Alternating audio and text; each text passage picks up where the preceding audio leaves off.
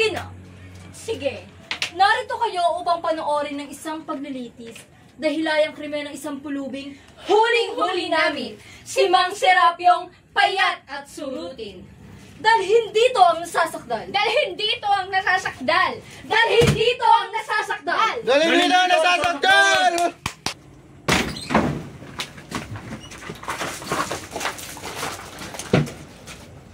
Magandang gabi, Ginoo. Magandang gabi rin ho, mga Ginoo. Silensyo! Huwag kang magsasalita habang kami nagsasalita. Bastos ang nagsasalita habang may nagsasalita pa. Patawarin ho ninyo siya. Talagang ganyan ho ang walang kapangyarihan tulad niya.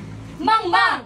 At yan ang suliranin ng mga kapangyarihan tulad namin. Tumindig ka na matuwid! Ba't ka ba galaw ng galaw? Gusto ko lang malaman kung anong krimen ko. Hindi mo ba alam? Hindi ho. Hindi ba nila sinabi sa'yo? Hindi ho. Ah, problema mo na yun. Pag-aaruga ng bata ang krimen niya. Pag-aaruga ng bata! Pag-aaruga ng bata! Bata batuta! Bata batuta! Krimen, sapagkat ang pag-aaruga ng bata ay panunuksong gumasta. Sa makatuwid, nawawala ng pera ang federasyon. Nahuli siya ng 3 kasapi nitong federasyon. Narinig siyang nagsasalita sa anak niya. At alam pa nila ang pangalan ng anak niya. Sol! Formalidad na lamang itong paglilitis. Formalidad na rin ang aking hatol. Ang parusa niya ay nais panoorin nitong mga pulubi. Siya'y bubulagin. Ginoong Serapyo, nakatulog ka ba ng mabuti? Oo. Nakakain ka na ba? Oo. Magaling. Handang-handa ka sa paglilitis mo. Ilang araw na yung suot mo kami sa dentro. Ituloy ang paglilitis. Sa 9 na taon ko sa federasyong ito bilang hukom, wala pa akong nakikilalang kasing daldal ng dalawang ito. Ituloy ang paglilitis. Bueno, Ginoong Serapyo, sabihin mo sa amin. Tumindig ka ng matuwid! Sabihin mo sa amin ang pangalan mo. Pangalan? Serapyo ho. Serapyo? Serapyo? Serapyo? Ho? Serapyo? Serapyo? Ano ho? Serapyo ano? Serapyo. Serapyo, Serapyo? Ah, hindi ho. Serapyo lang. Serapyo lang. Okupasyon? Okupasyon? Wala. Wala ho. Ano? Wala kang okupasyon? Wala ho. Hindi ba't isa kang pulube? Oho. Okupasyon mo yun. Klasifikasyon. Klasifikasyon? Klasifikasyon? Ano ang klasifikasyon mo bilang pulubi? Nagmamakaawa o aliwan? Pakunwari o karaniwan? Ikaw ba'y nagre-renta? Ng sanggol o bata? Upang akitin nga? Ng luha ng madla? Yan ang uring nagmamakaawa! O tumutugtog ka ba ng silindro o gitara, drum o kahit na banda o rondalya? Kasama ng sayaw o kundi na may kantay madlay maaliw? Bigyan ka ng kwarta, yan ang uring aliwan. Maaari naman ding nagkukunwari kang pinaglihi sa isang palaka? O kung hindi na may sa isang palso, ngunit isang palsong palsipikado. Pakunwari bingi, bulag, pilay, pipe? Madlay madayaman, ikaw na may yayaman. Yan ang uring pakunwari. Walang guni-guni ang nasa huling uri. Mga tunay na pipe, bulag, pilay, bingi? Walang guni-guni, wala ring salapi. Hanggang ganyan ang buhay ng nasa huling uri, ang uring karaniwan. Alin ka sa apat? Nagmamakaawa o aliwan? Pakunwari o karaniwan? Ang huli ho. Ginoong hukom, ano ang gagawin namin ngayon? Pagtibayin na ninyo ang krimen niya. Bueno, Ginoong Serapyo, may asawa ka na ba? Isang kabiyak? Isang babaeng bumahagi sa puso mo? Babaeng nakasal sa harap ng altar, sa opisina ng gatpuno o iba pang lugar. O ano, Ginoong Serapyo? Sagutin mo ang tanong. Napakasimple. May asawa ka na ba? Wala ho.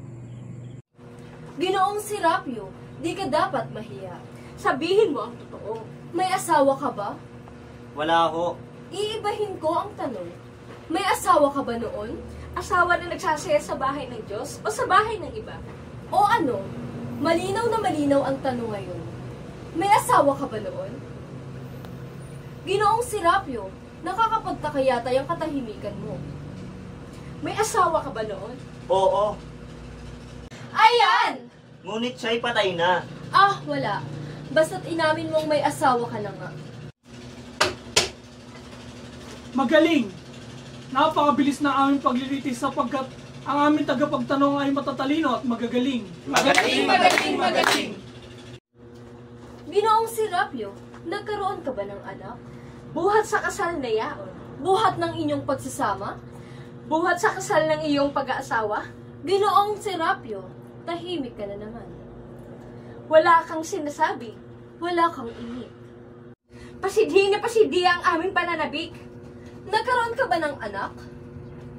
Payat na payat, tuyong-tuyo ba, walang alinlangan, siya'y baog nga. Karoon ka na ba ng anak? Ba't nyo ba tinatanong yan? Aba, pilosopo. Ano ba ang krimen ko? Ginoong Serapio! Patawarin ho ninyo ako. Ngunit, Wala ka bang utak? Isip, O katiting na katalinuhan? Tandaan mo kung sino ka. isang pulubi. Kulisap! Sagutin mo ang tanong. Nagkaroon ka ba ng anak? oo, Ayos! Ba't hindi mo kaagad inamin na may anak ka na nga? ano ho ba ang krimen ko? Umupo ka at malalaman mo rin. Di ba't ang pangalan ng anak mo ay Sol? Hindi ba? Oo, paano nyo nalaman? Marami kaming alam tungkol sa'yo. Yun din ang pangalan ng namatay niyang ina, Sol Consuelo. Namatay ang kanyang ina nang siya ipinanganak. Ang aming unang anak at namatay pa ang ina. Isang dalagang tahimik na may ngiting, nagmumungkahi ng simoy at tubig ng batis.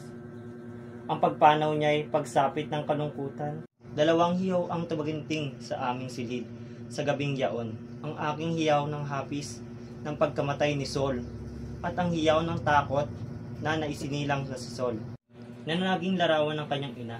Kung puti, may itim ang mga mata, madalas na nakangiti, lundag pa ng lundag. Kapag inuwian mo ng candy, matamis at laruan, sana'y makita ninyo siya. Ang kanyang halakak, ang kanyang halakak. Sol! Sol! Ano? Ano? Ano? Ano? Ano? Ano ba yung sinasabi mo? Wala ho. Huwag ka nang umarte pa. Basta't inamin mong may anak ka. Dadrama-drama ka pa riyan. Nais pang talunin ng radyo? Ano? Tapos na ba ang paglilitis? Oho, inamin na niya na anak niya yung Sol na yun. Ito ho ang kahon ng mga instrumentong ginagamit namin sa pagpaparusas ng mga kasabi. Kahanga-hanga itong federasyon, ubod ng karunungan at pagbuunawa, sapagkat sa katotohanan ay pagkakawang gawa ang mga parusa. Halimbawa, ang pagpipi o ang pagpilay. Kaya ipagpalagay natin ang bulag, ang kriminal at kinakikinabang dahil sa pagkabulag niya. Hindi ba tataas ang pagkita niya kung siya ay pilay din? Bulag na, pilay pa. At di lang siya ang makikinabang, ang federasyon din. Kapag tataas ang kanyang abuloy sa federasyon, yan ang tinatawag kong maunawaing parusa. Ang pinarurusahan at ang mapaparusa ay kapwa nakikinabang. Ito ho ang ISP. Ano? Handa ka na ba? Para sa ano? Sa pagbulag. Ha? Sa pagbulag, madali lang sanay na itong gwardya. Alam niya kung anong parte ng mata ang dapat unang turukin. Pagbulag? Huwag kang matakot. Hindi ka matetetano. Sterilize itong ISP. Dalhin nga ninyo siya rito. Ba't ninyo ako bubulagin? Yan ang pamantayang parusa.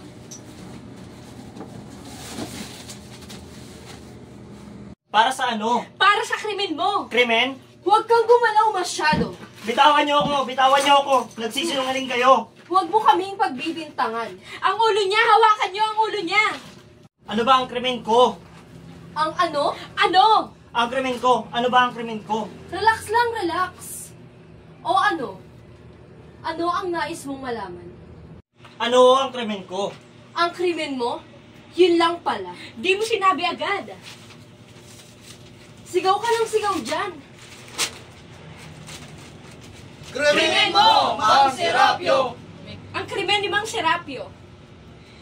Ang buhay ng tao'y lansangan ng hirap. Ang mundo'y daigdig ng kirot at dahas, pagsasali sakit ng ating pagkatao. Pag-aaruga ng bata ang krimen ni Mang Serapio.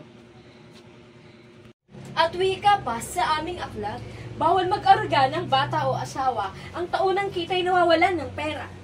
ginagasta mo ang pera ng federasyon para sa isang bata. Magpabulag ka na nang makauwi na tayo ng maaga. Ngunit wala akong batang inaaruga. Ano? Walang batang inaaruga. Ginoong Serapio, huwag ka na magsinungaling. Hindi ako nagsisinungaling. Huwag mong lokohin itong hukuman. Wala akong niloloko. Ang parusa ay pagbubulaan, sa hukumang ito ay pagpipi. Sinasabi ko ang katotohanan. Kaamin mo lang kanina na may anak ka. Narinig kita! Narinig ka naming lahat! At itong anak mo ay isang babae. Ikaw mismo ang nagsabi. Ang pangalan pa nga ay Sol. Sinabi mo yan! Sinabi mo! Hindi ba inaruga mo siya? Si Sol ay patay na. Ha?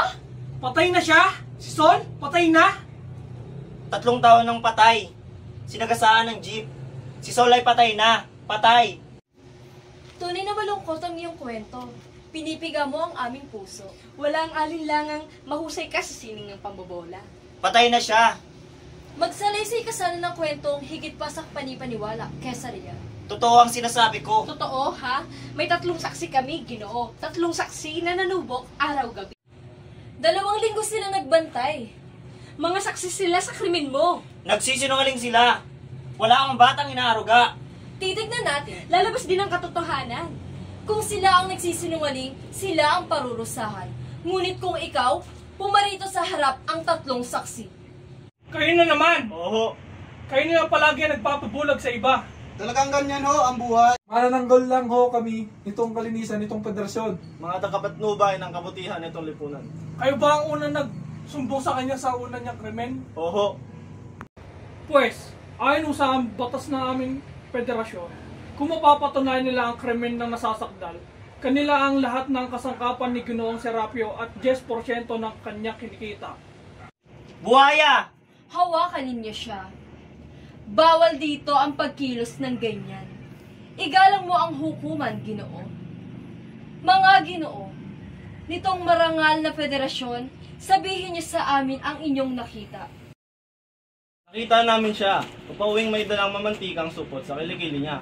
At susulyap-sulyap sa kanan at kaliwa, takot wari ko na makita siya. Takot sa wari ko na makita siya. Sinundan namin siya hanggang sa bahay niya. Nasitagot kami at narinig namin siya. Ito na, Sol, kumain ka na at isuot mamaya ang damit mong pula. Heto na, Sol, kumain ka na at isuot mamaya ang damit mong pula. Ginoong Serapio, pinagbibintangan kita sa krimen ng pag-aaruga ng bata. Bubulagin ka ngayon din.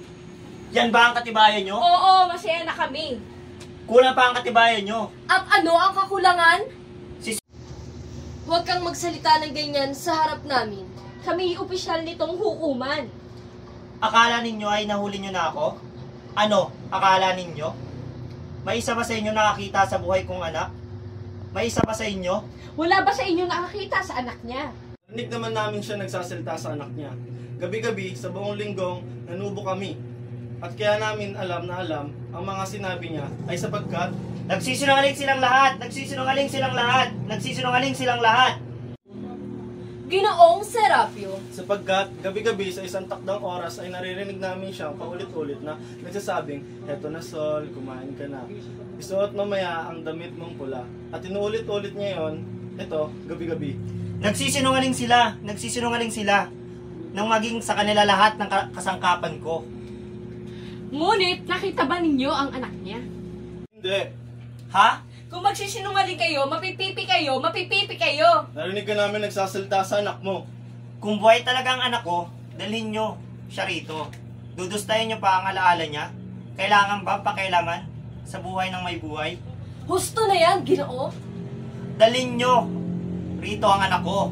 Kung buhay pa siya, at bulagin nyo ako. Alam naming sasabihin mo yan, Ginoo. Kaya kami nagpadala ng 2 kasapi nitong federasyon sa inyong baro-barong upang gawin ang anak mo sa karaniwang oras ng iyong pag-uwi. Nakabalik na sila. Nasaan sila? O ano? Nasaan ang bata? Wala. Anong wala? Hindi ba kayo pumunta sa bahay niya? Oo. Hindi ninyo nakita ang anak? Wala hong bata roon. Kung nagsisinungaling ka, Hindi ho. Wala ho namin nakita. Wala ho. Hindi isang baul. Ito ho ang baul, oh. Saan ninyo ito nakita? Sa barong-barong niya. sa barong-barong niya, Sa isang sulok ho. Nakatago sa ilalim ng mga sako. lumang sako, at hindi niyo pa ito nabubuksan? Hindi pa ho. Nakakandado ho. Nakakandado? Buksan ang baul! Wala yang laman. Isang lubang baon na nakita ko lang sa basurahan. Ba't mo tinatago, Ginoong Serapio? Wala, ginagamit ko lang sa bahay bilang upuan. At bakit nakakandado? Nakandado na yun ang nakita ko. Nagsisinungaling ka, Ginoong Serapio. Bagong-bago ang kandado. Wala ni isang bakas ng kalawang, ikaw ang nagkandado nitong baul. Nakandado na yun ang nakita ko. Kung ganon, Ginoong Serapio, hindi mo daramdamin ang pagbubukas namin rito. Buksan ang baul. Hindi! Wag! Ginoong Serapio, pinagpapawisan ka. Wala yang laman.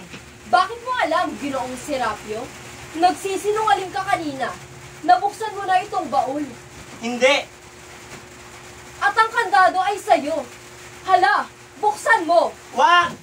Bakit, Ginoong Serapio? Akin yung baon. Inamin mo rin. Huwag niyong buksan yan. Bakit? May itinatago ka ba sa amin? Bali wala sa inyong laman yan. Titignan natin. Ituloy ang pagbubukas. Hindi niyo dapat pakialaman.